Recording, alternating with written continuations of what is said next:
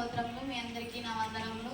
ఈరోజు good Friday సందర్భంగా యేసుక్రీస్తు ప్రభువారు సిలువలో పలికిన 7వ మాట లూకాసు వార్త 23:46.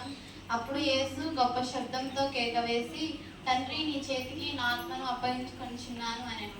యేసు ప్రభువారు ఈ మాటను ఎందుకు పలికారంటే,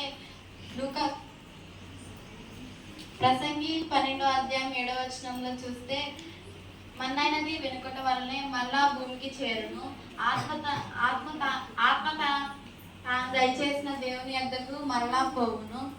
కాబట్టి యేసు ప్రభువారు శిలువ మరణం పొందిన సమయంలో చివరిగా ఆయన తన ఆత్మను తాను దయచేసిన దేవునికి అప్పగించారు. ఆయన తన ఆత్మను చాలా సంతోషంతో తండ్రికి అప్పగించారు.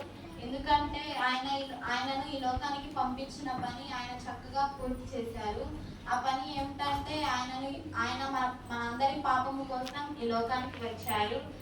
ఆయన మన పాప ప్రాయశ్చిత్తం కోసం మన తండ్రి ఆయనను ఈ లోకానికి పంపించారు. తండ్రి మాట ప్రకారంగా ఆయన ఈ లోకానికి వచ్చి మన పాపముల కోసం ఆయన తన ప్రాణాన్ని పెట్టారు. ఆయన తన ప్రాణాన్ని పెట్టడం వలనే మనకు రక్షణ మరియు మన పాపాలకు విమోచన దొరికింది. యేసు ప్రభువారు ఏ విధంగా అయితే తన ఆత్మను పరిశుద్ధంగా మరియు పవిత్రంగా తన తండ్రికి అప్పగించారో, అదే విధంగా మన తండ్రికి అదే పరిశుద్ధంగా పవిత్రంగా మనం మన తండ్రికి అప్పగించాలి.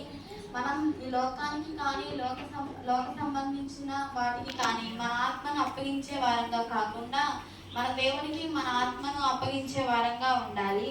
యేసుక్రీస్తు ప్రభువారు ఏ విధంగా అయితే తన తండ్రి మాట విని ఈ లోకానికి వచ్చారో, అదే విధంగా మన తండ్రి మాట విని, అదే తండ్రి చెప్పిన మాటలు విని, ఆయన ఇచ్చిన ఆజ్ఞను మనం గైకొని ఆయనకు లోబడే వారంగా ఉండాలి. మనం బైబిల్ గ్రంథంలో చూసినట్లయితే ఎంతో మంది తండ్రి మాట విని తండ్రి మాటకు లోబడేవారు ఉన్నారు. అలాగే మనం కూడా మన తండ్రి మాట విని తండ్రికి లోబడే వారంగా ఉండాలి. మన తండ్రి ఇచ్చిన ఆజ్ఞలను గైకొనే వారంగా ఉండాలి. అప్పుడు మనం కూడా మన కుటుంబంలో ఎన్నో మేలు మరియు ఎన్నో ఆశీర్వాదాలు పొందుకోవచ్చు. ఈ కొద్దిమంది దేవుడి గురించి